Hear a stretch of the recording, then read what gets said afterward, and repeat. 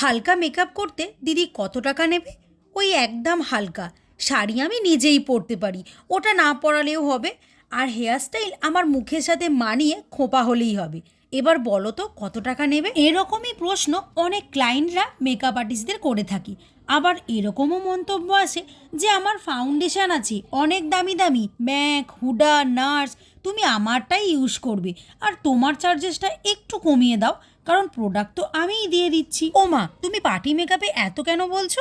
আমার কাকার মেয়েও তো মেকআপ শিখেছে কলকাতা থেকে, অনেক টাকা দিয়ে আর অনেক বড় মেকআপ আর্টিস্টের কাছে। সে তো এত টাকা নেয় না, তুমি একটু বেশিই বলছো। এই ধরনের আরও অনেক কথা আছে যেগুলো একটা কাজে গিয়ে শুনতে হয়। এই কথাগুলো শুনতে এতটা খারাপ লাগে। মানুষ যুগের সাথে এত পাল্টে যাচ্ছে, কিন্তু মানুষের মানসিকতাটা আর পাল্টাতে পারছে না। যাই হোক, আজকের মেকআপ লুকটা কেমন লাগলো অবশ্যই কমেন্ট করে জানিও, আর ভালো লাগলে চ্যানেলটিকে সাবস্ক্রাইব করে দিও।